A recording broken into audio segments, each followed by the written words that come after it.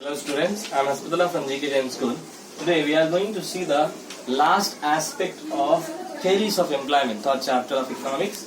So today we will see how this aggregate demand function and aggregate supply function makes the equilibrium, where the maximum satisfaction you can see, where the full employment and the employment issues can be solved, where the income and all the income aspect can be seen in a perfect way. So you know, the equilibrium means the place where a full satisfaction a person gets in a whatever field way. This lesson deals with the employment and income. So in an employment and income aspect, how the full satisfaction will take place, that is what we are going to see. Okay. So under the James Keynes method, so James Keynes is the author, he says when the two sector economics consist of household and firm. So when there is a two sector in economy, that is a household and a firm, that meets, when they meet and gives the effect of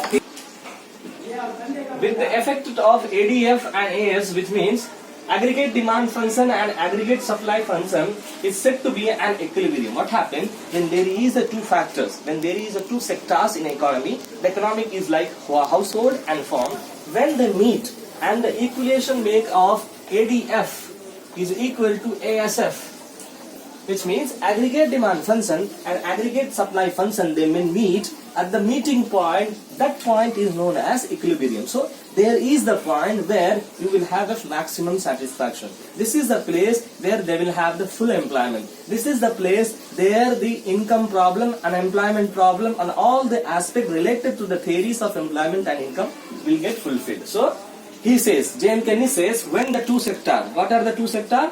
Household and firms meet together at a point of aggregate demand function, aggregate supply function, that is what we call equilibrium. Okay, simple way, household gives the consumption and firms give the investment. So when the consumption and investment meet together, when consumption and investment meet together, that will form the equation of equilibrium. Okay, this approach of Keynes can be solved with the two aspects. You can identify the equilibrium with the help of two aspects. One aspect is AD minus AS approach, which means aggregate demand and aggregate supply approach or saving and investment approach. So with the help of two types, with the help of two reasons, with the help of two philosophy, you can identify the equilibrium. One is aggregate demand and aggregate supply assumption. Another one is saving and investment approach. So the James Keynes theory is very much famous for the demand and supply function. That's the reason we have took the demand and supply function, and we have took the aspect of, see here, we have took x-axis as a employment, y-axis as a proceed and cost.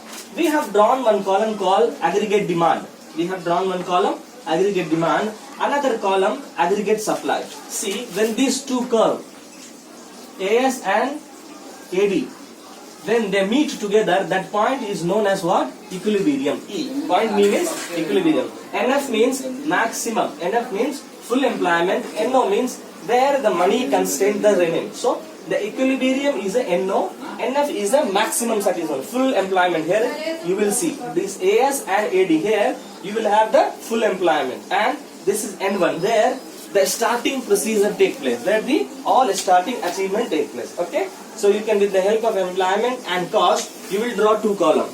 First AD curve, next AS curve, which means aggregate demand curve, aggregate supply curve. The meeting point of that is known as equilibrium point. Okay, and the first one is a NF, which means full employment. E.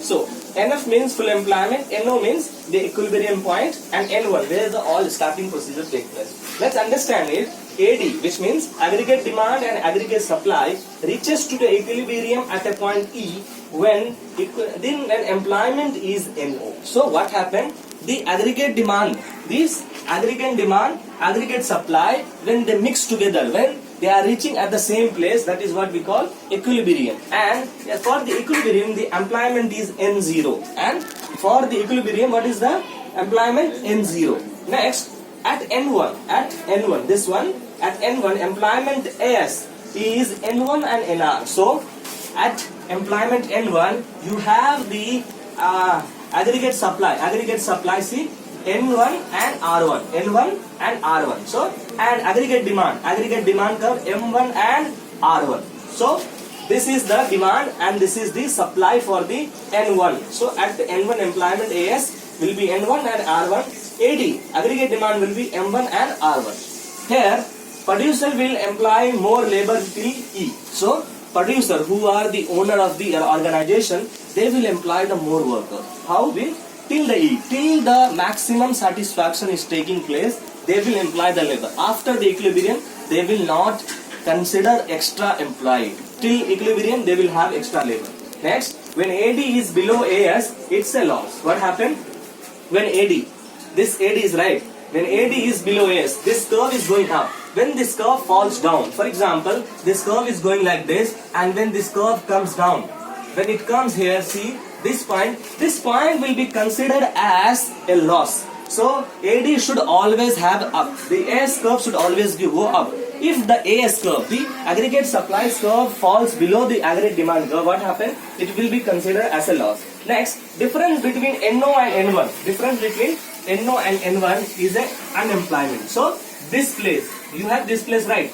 This place is known as unemployment place. So this is the place where no one has a job. Everyone is unemployed. NO and N1. So when you take a difference of this, that is the part called unemployed person. So here unemployed person will have no employment more than NO. So what happened? From here to here, extra employment will not there. So this is the place where extra employment will be not there. So we have easily understand that from here, after here, full employment. Here you will have a full employment.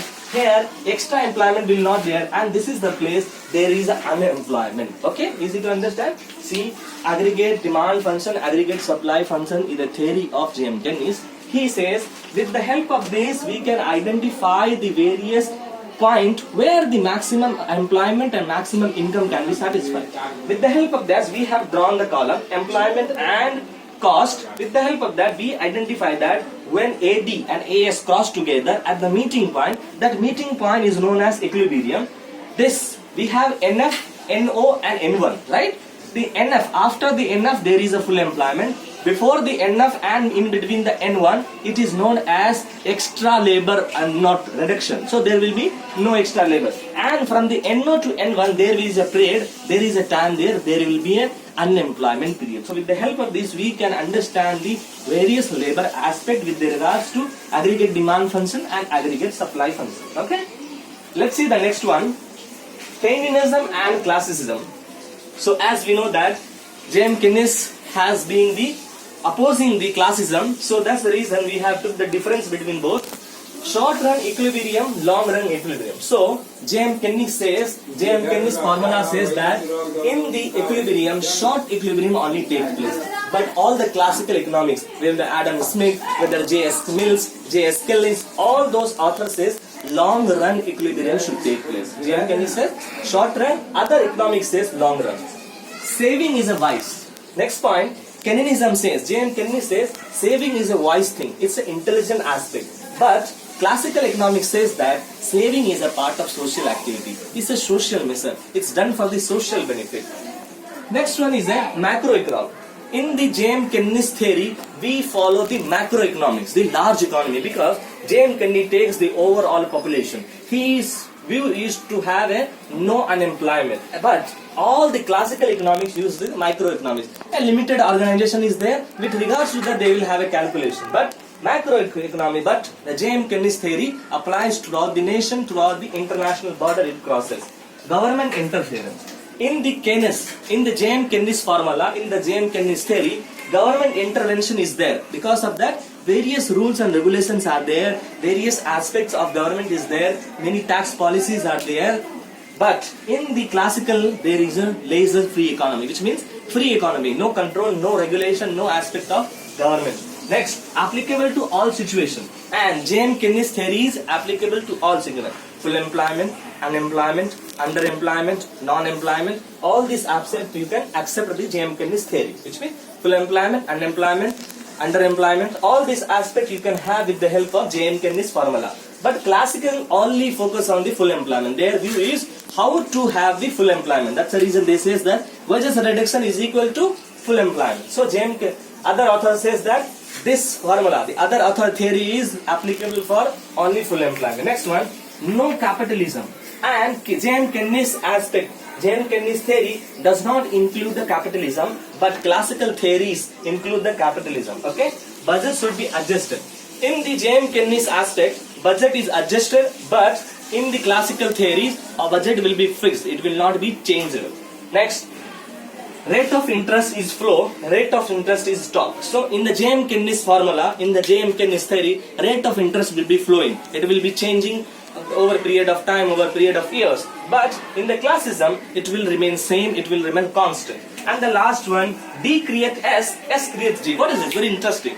D create S means the demand will create the supply. So if there is a demand in the society, if there is a demand in the market, the manufacturer will supply the goods. But the classical theory says that if supply is there, then there will be a demand. Because of this, the classical theory, because of this point only, the classical theory falls and has a many criticism. So the best accept is demand only can create a supply, and supply creates the demand. This is the basic difference between this. With this, our chapter gets over. In the next future class, we'll see the fourth chapter, production analysis. Thank you, students.